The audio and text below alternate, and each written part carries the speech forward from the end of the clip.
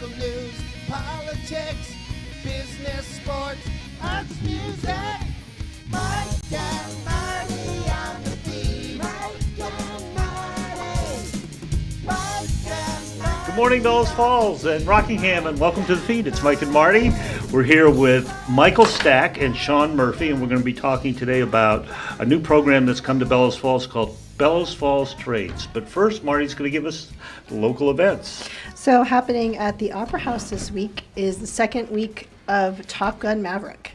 And I would recommend it. If you saw Top Gun back in the 80s, it's a nice blend of enough of the old stuff Yeah.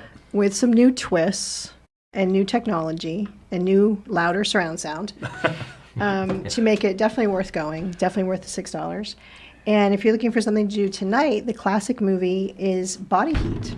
And it's being sponsored by Edward Jones and Bill Stevens. Yes. Imagine I would that. recommend Top Gun I would also, recommend, too. yeah.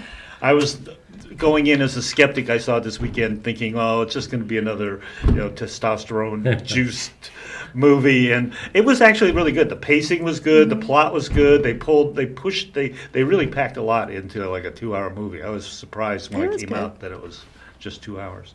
It Anyway. had good music. But It was today, we're segueing in here. Our Top Gun guys here today are Michael and Sean. Sean's the assistant principal at Bellows Falls High School. Most people probably know that. And Michael is brand new back to the area. He started up a nonprofit called Bellows Falls Trades. And you want to tell us a little bit about, maybe tell us a little bit about yourself first, Sure. and then Sure, yeah. I think for me the story is one of being born in this area, but leaving through my education, career, etc. But always having a home here and always being connected to this area. And my heart is really in this area, and I've retired recently from the financial services industry, and honestly feel very privileged to be back in the area and be able to give back to the community. And that's what this is all about. I'm looking for ways to give back to the community. So for the past, I'd call it a year, I've been on what I would call a listening tour, where I've gone around. I've met folks like Sean at the high school. I've gone to the trade schools. I've met many of the local businesses, many of them that I've known. I've known the names over the years, Coda, James, that I've known over the years. And really the bottom line is, for me, as far as if you want a headline, I've been extremely positively surprised by how willing the community and the school, the businesses, the schools, the tech centers have been to open their doors for somebody like myself, a private citizen, to come in and help. I know we've all been, through hell for the past couple of years with COVID, et cetera. But I also think that there's a paradigm shift going on in the education system, and that is the 4-year college prep program that we all kind of grew up with, and we were all told this is the way to go. This is the way you have to go this direction to be successful. I think the world's really waking up to the reality that 70% of our students graduate, and this is not a criticism, it's just a reality, and 4 years later they don't have a college degree. A lot of people go to school, they end up with $250,000 of debt, and they can't get jobs that'll help them pay that debt down. So the bottom line is, I'm a privileged person to be able to come back, retire to my hometown, and honestly, I have a ton of gratitude, basically because what I was given at a very young age by learning to, a strong work ethic, principles, values, etc. Working on the Stickney farm, working with people like Richard Stickney, Arnold Fisher, the Coda family. The headline to me, again, over my past 9 months of this listening tour, is that those things, and it was hard for me to be outside of Bellows Falls and kind of watch things going dark downtown, businesses closing up, jobs going away, etc. But the good news is that those values, that work ethic, those people that were there that taught me as a young person, really how to be successful in this world, they're still there. And the school is very open to partnering with them. And I'm just a facilitator, to be honest with you. The heavy lifting is really being done down at the school. Mark Ebo, who's the work-based guidance counselor, Sean, vice principal, Heather Warrius, all the way up through the board, Andy Haas, taking on this new role. The great news is that the resources there, the students are there, which is the raw material, and by bringing together the businesses, the students, and the school, I think we should have a killer application for making wonderful things happen for these young people. And then obviously, if it's good for the kids, it's going to be good for the community. So, Right. Long-winded answer, but that's that's how. And Sean, you've been working with work-based education for quite a while now. At least the high school has. How do you see this new partnership working with you? Yeah, so when Mark came in 5 years ago, he was hired Mark Ebo. as a school counselor, and he started our work-based learning, and he put so much into it. He's developed a ton of great resources. He's currently in the Agency of Education sponsored program where he's going to get a certificate, an endorsement to his license for work-based learning. So we really were hitting the ground running with that, and then COVID hit, and it pretty much stopped everything. And there were so many other things taking our focus away. So then when Mike and Bellows Falls Trades came in and we started having this conversation, it was really exciting because we're going to take what we have, and then we're going to add everything that Bellows Falls Trades is able to bring in terms of community partners and just energy, and take our program and really it's just gonna run, and it's gonna keep going and get bigger, and the kids are gonna benefit so much. Yeah. So what spectrum or what slice of the student body do you see going with Bellows Falls Trades? So we have about a third of our kids currently that do the tech center, whether it's Springfield or Brattleboro, and then right now we have 25 kids that have signed up to kind of take part in some job shadowing and hopefully eventually some interning through our work-based learning program. And some of that is based on things that we already had in place, and then some of that is what Mike's been able to bring to the table.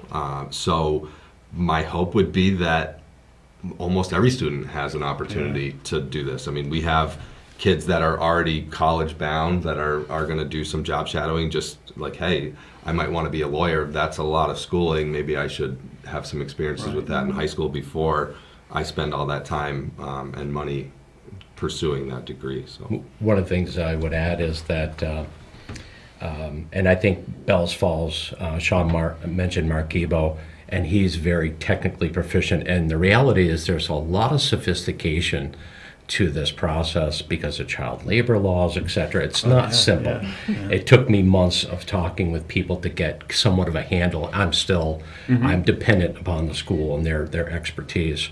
But the thing that I see, is Bellows Falls is ahead of the curve in terms of their willingness and the desire to consider something different. Right. And a lot of times in institutions, it's very difficult to get everybody on board and rowing in the right direction or in the same direction. And that's what I found here, is I found a willing partner that has the expertise. So anytime I presented them with an option and an additional business or whatever, they've gone right for it.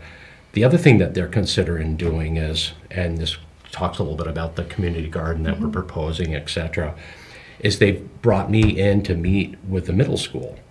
And one of the things that I found up to the Springfield River Valley Tech Center is that there's a lot of students that would benefit by starting work-based or tech-based education. A lot of kids have to kind of like bang their head against the wall doing, if you will, checking the boxes. I mean, education is never checking the boxes, but it's not. It's not specifically what's the best thing for them. Yeah. And that's the message I kept getting from the school. We're going to do what's best for the kids, to the point of we went down into the middle school met with, is it Susan or Sue Johnson? Sue Johnson. Yeah. Sue Johnson, and I was blown away how quickly the high school, which brought me in, Right. and the middle school were able to kind of come on to the same, realization of we need to do X, Y, and Z. And so we've partnered with the middle school now to try to bring this process down to them, to the point where we brought in River Valley Tech Center, and we're going to sponsor a summer camp for, I think they gave us 15 slots at the summer camp. So we're going to sponsor, it's like a 4-day, like a week-long summer camp. And the school immediately jumped on it. They're going to, because they know for some families, the transportation's a real issue. So the school's going to provide the transportation. We're going to fund the camp. And I think you guys are even providing lunch or something like that. So, I mean, it's just a great, and the beautiful thing is the summer camp, why that works so well is because there's no conflicts for the kids, whether it's school, classes, Or sports, sports, social. yeah. So they get a really good look at the tech center, what's up there. And I want to go to this camp. I mean, this looks like a ball, the things that they see and do. Yeah. So they do I a think, lot. that, and then the community garden is a whole nother piece where, starting in the elementary school, where the garden's going to be right next to the elementary school, Sean and his team is trying to coordinate right down from, the high school, the middle school, into the elementary school, and get everybody on the same, the same approach in terms of, project-based learning or work-based learning, Right. where they can get out and get their hands dirty, Right. and carry that up through the education process. And the beautiful thing is, Sean's knowledge of, again, all the requirements, they can figure out ways from using flexible education plans, which is a customization of an education plan for the individual student. And, in the past, we've kind of always gone to the standardized approach. Teach to the test. Everybody's got to pass the standardized test. And that just doesn't work for everybody. Now, it's more efficient, and, you can measure it does- results. yes, you're but, right. but the But reality it doesn't is, help if you're going to get a job. it's not the right thing for some kids, and these guys get that. And that's, to me, that's where I see this paradigm shift taking place, is these guys get it and they're willing to do something about it. And that's a game changer. Right. How do you see, I mean, you're seeing the shift, but how would you relate that to like the national trends, where we've been and where we're going, Yeah. and how you guys are adapting to that? Because Well- it sounds like you've come back from the wilderness, and you have a vision. Actually, I came back from being part of the problem. Oh, And part of the problem, I don't know if you have that chart that we had up earlier. Basically what's happened in the past 3 decades in this country is we've traded middle-class jobs and standard of living for profits. So corporations outsourced jobs, they outsourced capital, and with that went the jobs. So this chart, the last chart that we were on, that shows the decline in this country Yeah. of manufacturing-based, high-paying manufacturing jobs. And Bellows Falls is just a microcosm of that, and that's happened across this country. That's why, there's a lot of political unrest, I believe, and social unrest is there's been a lot of jobs that have been eliminated, and in honestly, the underlying objective of maximizing profits and free cash flow. Well, that doesn't do much for the individual that lives in a manufacturing-based town. So that's a secular change that's been going on for a long time. And I do believe, this is the good news, I always like to come back to the good news, there is something that positive that came out of COVID. And what we came to understand is that all of this just-in-time inventory and outsourcing of all these manufacturing jobs really created a very fragile global economic situation in our country in particular. I think that's going to change over the next at least couple of decades. And if we want those jobs, they talk about reshoring and bringing back manufacturing to this country. Well, if we don't have the skill sets to cover those jobs, Exactly. corporations are not going to be able to bring those jobs back to this country. And I really think we're on the forefront. And again, Bellows Falls is just a microcosm what's going on in the country. I think we're ahead of the curve because we understand it. We're partnering, private and public coming together for the benefit of the students and the bottom line for the community. So I think from a big picture perspective, there's there's factors that are going on that are going to reverse this negative trend that's happened over the past 3 decades. The bad news is it could take 2 decades. Yeah. You know, Well, it's not going to be overnight. Yeah. You know, and a lot of people, you know, we've brought people together, and the kind of the immediate reaction is, okay, where are the kids? Where are the jobs? And you know, we're dealing with precious cargo here, and we have to take it a step at a time. We have to do it right. That's why I'm partnering with the high school. They are the experts. They vet the kids. They know who needs it and who is appropriate for going in this direction. I can't have that insight. I can support them. And I will say one other thing. They're being asked to do so much more. The guidance counselors now, today, are being asked to do so much more. It's amazing the things that they get involved with. When we were growing up, our guidance counselors, it was very different. You know, it was kind of like, what's your name? You know, I mean, they know these kids intimately, and it's a very different world. So I'm thrilled to be able to help them in any way that I can. Yeah. Mark? I find it interesting that it seems like perfect timing, because every single contractor that, if you drive through town, every oil company is looking, every plumbing company is looking, every electrician is looking, everybody in the trades cannot find help. So it seems like the perfect relationship. And I think that and Sean, you can correct me on this, I think there's a swing back to realizing that not every kid should go to college. I think at the end of kind of when I graduated, I think it was still about a split. There's kids that you knew were headed for college and kids that you knew were going to take on the trades, or even back then there was still a few, you know, manufacturing jobs. There was still a few machine tool jobs or those type jobs around here. And I think then it swung to, no, nobody wants to do those jobs. They all should go to college, but college is crazy expensive now. You know, and so it seems to make sense. Do you see that's starting to slowly shift back? Yeah, and I think that we're trying to redefine success. Right. So traditionally, or at least for the past few years, success is how many kids can you get to graduate, and what percentage of those kids are going off to college. And then the reality is we're not necessarily tracking that number, like how many of those kids are graduating from college. As long as they go. Like, we could have 100% of our kids graduate and 100% go to college, and then 100% of those kids could make it a semester in college, but it still looks good because 100% of them went. So we're having a lot of those conversations at the building level, at the district level, at the board level, and I think people are really on board with let's change what success looks like. If we can get kids to become trained in some specific skill where they can then go be a contributing member of whether it's this society or the greater society, then that's a win. And we want to be able to have those conversations with parents and with kids where it's okay to not go to 4 years of college or 2 years of college. Like, this is another path, and you can be super successful doing that. Do you find that there's a shift in realizing that not everybody learns the same way too? Oh, absolutely. I mean, I think that's certainly we're finally been, kind of getting there. That some kids just really need hands-on. Right, or they need a break. I mean, we have block scheduling at the high school, so it's generally 4 classes, 80 to 87 minutes at a time, and that's a really long time for anyone to sit still, let alone teenagers.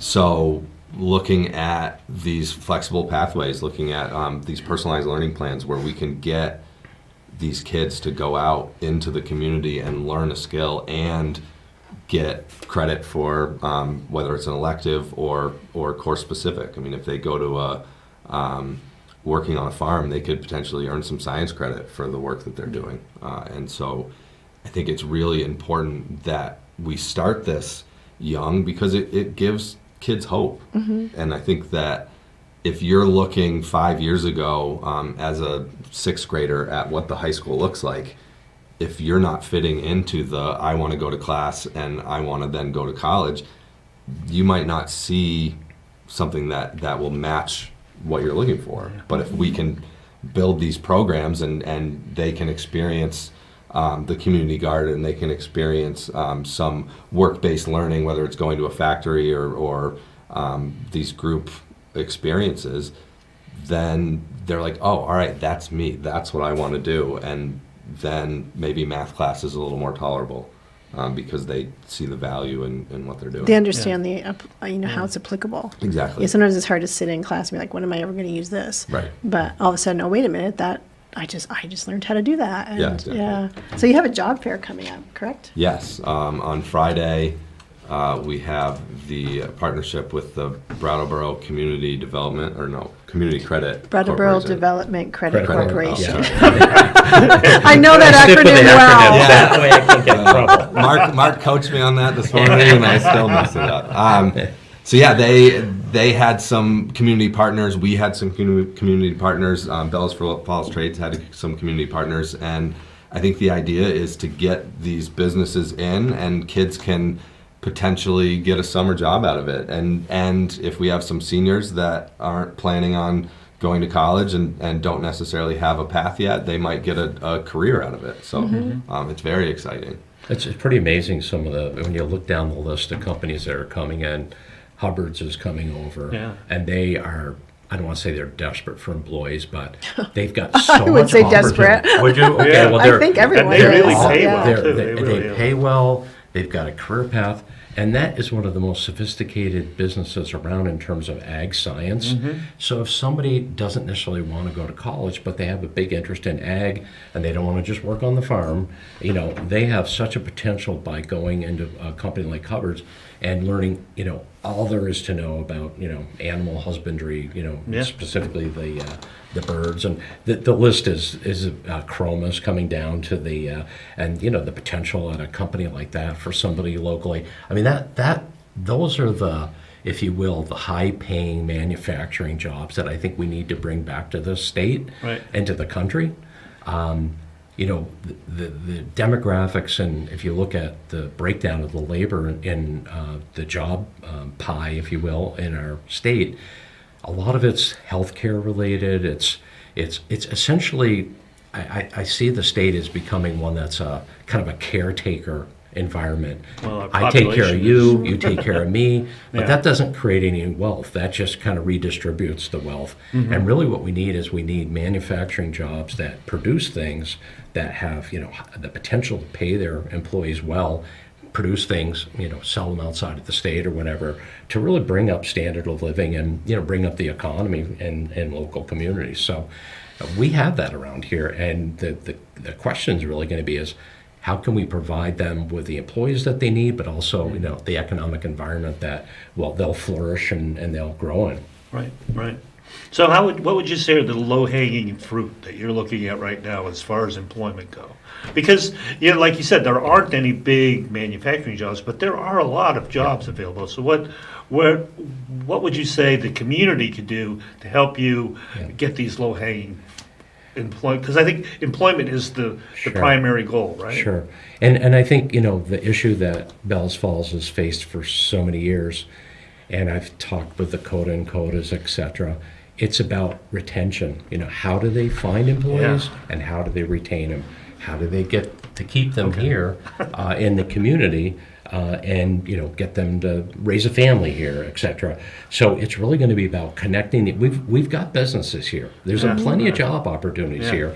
It's about connecting them, getting them here in the community, and we've got, like I said, we've got 25 companies, or 20 to 25 come to this job fair. Right. There's a lot of potential. Yeah. Well, I see that as the key too, is keeping young people in the community, because that's going to create that culture of employment, and it's going to actually bring more people in, I think. Absolutely. Unfortunately, I have two kids that left. I mean, they one came back and lives in Chester, but my son lives in Brooklyn, and it was just not in the cards for him to stay here. Well, the beautiful thing about COVID is so many people now are working remotely that we have an opportunity to take advantage of that shift. So not only do we need to train these young folks to create the jobs, but we've got to figure out ways to take advantage of that shifting in the society from working in large cities to rural areas or more rural areas, less expensive cost of living, et cetera. That's a real opportunity for us. And I would say that we have to take on some of the responsibility in the high school of teaching these kids employability skills. Yeah, that's so true. one of the concerns that I have is are we teaching kids how to be just good students so that they can go to college and learn those employability skills versus doing that ourselves. So part of what Mark and the work-based learning program are going to do is they're going to develop this essentially employability course Right. that kids experiencing the internships or job shadowing will take. So and then interviewing the business partners, like, okay, what do you need from these kids? What are they coming in with skill-wise, and what are they lacking, and what can we do to bridge that gap? That's great. I mean, because those are general skills that no matter what you're doing, if you have those general skills, if you can show up in the morning. Yeah. Simple, right? Yeah. Show up, put the cell phone down. Exactly. All right, Marty's Good. giving me the. I'm giving you the guys high are sign that going we're over- running out of time. So we just need to, we only have about a minute left. So contact information, if anyone has questions in the audience, or there's an employer out there that, would like to join in with you. Those are all the best places, Bellows Falls Trades. Michael, you've given your number, your email. My email address, yeah. And Sean, your email address. Yep. Great. That works. Great. Great. Well, we're just about out of time. I'm looking over at Collins shaking his head yes. And so thank you, Bellows Falls. Thank you guys for Yes. coming on. It was our pleasure. fascinating. Pleasure. Great. Okay, Pleasure. great. I hope you'll come back sometime, give us some updates, Absolutely. and until Yes, then, perfect. we'll see you next week, Bellows Bye, Falls. community. Bye. Thanks. Great job. Wow. Thank Yeah. you. Politics, business, sports, arts, music. Mike and Mike.